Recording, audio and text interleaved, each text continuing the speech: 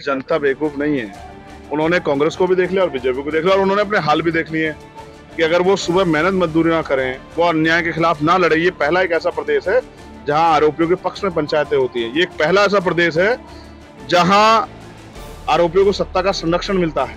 क्यों ये जनता उनकी गुलाम है क्या दोनों पार्टियों की? अगर उन्होंने अच्छे काम किए होते तो ये बदले क्यों जाती? उनके पास विकल्प नहीं था। अब उनके पास यहाँ विकल्प तैयार हो रहे हैं और देखना जनता जब वोट करेगी ना तो अच्छी अच्छी कुर्सी छीन लेगी। चंद्रशेखर आजाद आज संकल्प यात्रा को लेकर दौसा पहुंचे हैं। इनसे सीधी बात करेंगे। हमारे साथ खुद मौजूद हैं। सर, राहुल गांधी यहीं पे भारत जोड़ो यात्रा लेकर आए थे। बीजेपी की कुछ दिन पहले परिवर्तन यात्रा आई थी। अब आप भी एक संकल्प यात्रा लेकर आए, क्या कुछ खास है इस यात्रा में? देखिए, परिवर्तन तो मैं भी समझता हूँ कि होना चाहिए, लेकिन ये चुनावी परिवर्तन से ज्यादा लोगों की जिंदगी में परिवर्तन होना चाहिए। जैसे नौजवान जो बेरोजगार है उनको रोजगार मिले, जातिगत जनगणना हो, महंगाई पे लगाम लगे, किसानों को उनकी फसल के दाम मिले, अच्छे स्कूल हों, अच्छी पढ़ाई मिले सब लोगों को, अच्छे हॉस्पिटल में अच्छा इलाज मिले, जो 3rd ग्रेड टीचर हैं राजस्थान के उनके समय पर ट्रांसफ़र हों। उसके साथ साथ जो आशा आंगनबाड़ी कार्यकर्ता हैं उनके साथ जो अन्याय हो रहा है, जो उनका मानदेय नहीं बढ़ रहा है वो बढ़े। तो जो बुनियादी समस्याएं हैं जनता की, उनमें परिवर्तन होना चाहिए। सरकारें तो बदल ही रही हैं।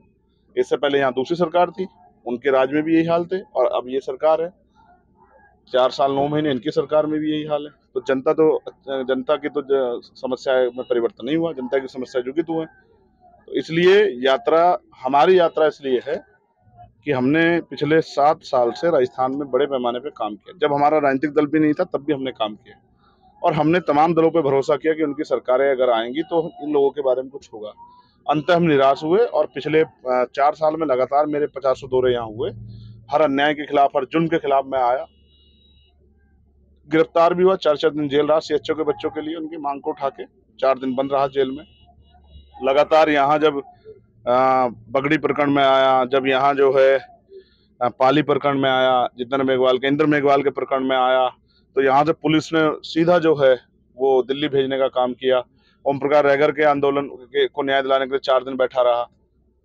चूरू का मामला हो, थाना गाजी का मामला, हर आंदोलन में मैं आया। इसलिए आया क्योंकि सरकार अपना काम जिम्मेदारी से नहीं कर रही थी, और जो सरकार लोगों को न्याय नहीं दिला सके तो वो सरकार अच्छी नहीं है।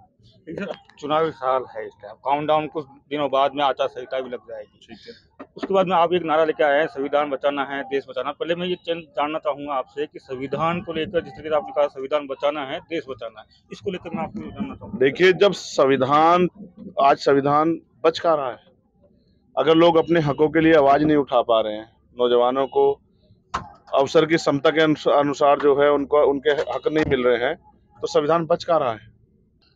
तो जब संविधान के अनुरूप कार्य नहीं हो रहा है, पहले सरकारी नौकरी आती थी, अब नहीं आती। अब अवसर की क्षमता थी, मगर यहाँ भर्तियों में घोटाले हो रहे हैं, पेपर लीक हो रहे हैं, और फिर जिस तरह से राष्ट्रीय स्तर पे जो है निजीकरण हो रहा है, जो आरक्षण नाम की सुविधा जो है कमजोर वर्गों को मिली थी आगे बढ़ने के लिए, वो उसको जो है पूर्ण रूप से लागू नहीं किया जा रहा है। फिर आर्थिक आधार पर आरक्षण लागू हो गया है, उसके बाद महिला रिजर्वेशन आ गया है, तमाम तरह की चीजें हो रही हैं। ये सब चीजें बहुत सारे रूप से अगर देखा जाए तो एंटी कॉन्स्टिट्यूशनल हैं। जिस तरह से अंधविश्वास, पाखंडवाद पे लगाम नहीं लग रही है, और सारी संपत्तियों को चंद लोगों के हाथ में दिया जा रहा है, ये संविधान का वॉयलेशन है। और जब संविधान का वॉयलेशन हो रहा है तो संविधान सुरक्षित है कहाँ? आने वाले कल में ये भी नहीं पता कि वोट देने का अधिकार भी जनता के पास बचेगा नहीं बचेगा।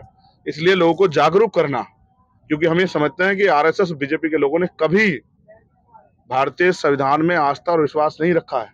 वो मुंह में राम बगल में छुरी जैसे हालात हैं। वो संविधान की बात इसलिए करते हैं कि लोग उनके खिलाफ ना हो जाए, लेकिन वो संविधान के रास्ते कभी चले ही नहीं। अगर चलते तो जिस तरह से उन्होंने सरकारें गिराने के लिए लोकतंत्र की हत्या करने का प्रयास किया, जिस तरह से उन्होंने अपने चाहे लोग इसका इलेक्शन कमीशन के जो इंचार्ज हों उनको जो है VRS लागू लगवाने का काम किया, ये सब बातें इस बार इशारा करते हैं कुछ ना कुछ बड़ा भारतीय जनता पार्टी करने जा रही है, और हमें उस खतरे से अपने लोगों को अवगत कराना है। लेकिन स्टेट स्तर पे मैं समझता हूं कि यहाँ की जो सरकार है कांग्रेस की, उसने बहुत अच्छा नहीं किया, तो उस पर भी जनता का भरोसा नहीं। इसलिए आजाद समाज पार्टी यहाँ विधानसभा चुनाव बहुत मजबूती से लड़ेगी, और आम लोगों की वोट के साथ जो है विश्वास के साथ आगे बढ़ने का काम करेगी। इसी में एक सवाल पूछता हूँ, क्योंकि राजस्थान में एक परिपाटी चली, एक बार कांग्रेस एक बार बीजेपी, कैसे तोड़ने की? जनता बेवकूफ नहीं है।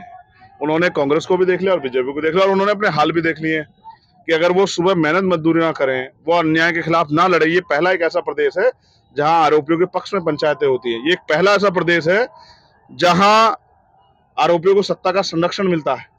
होता सब जगह है, लेकिन यहाँ उसका पैमाना बहुत मजबूत है और फिर हर एक न्याय के लिए आंदोलन करना पड़ता है। ये ऐसा प्रदेश है। तो यहाँ जनता जो है, जो पीड़ित है, उसकी आवाज उठाने के लिए और उनकी जो समस्याएं हैं, चाहे वो किसान की समस्या हो या मजदूर की समस्या हो या नौजवानों की समस्या हो या सीएचए की या थर्ड ग्रेड टीचर्स की जो समस्या हो या आशा आंगनबाड़ी की समस्या हो या महिलाओं के सशक्तिकरण सुरक्षा का मसला हो, इस पे राजस्थान सरकार फेल हुई है।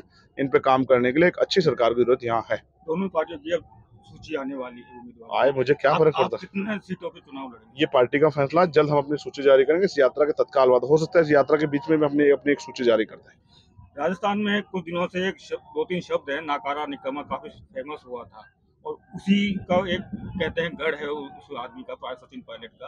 वहाँ एंट्री किस तरीके से आप मानते हैं? सचिन पायलट और किरोड़ी लाल जी का गढ़ है, उसको कैसे सहनवारी? अब ये आप बता रहे हैं गड़बड़ भी होते हैं। राजनीति में तो मैंने बड़े अच्छे अच्छे मुख्यमंत्री प्रधानमंत्री हारते देखे हैं। गड़बड़ किसी का होता नहीं है, जनता तय करती है। जब जनता के विश्वास पे कोई खरा नहीं उतरता उम्मीदों पे, तो जनता बदल देती है।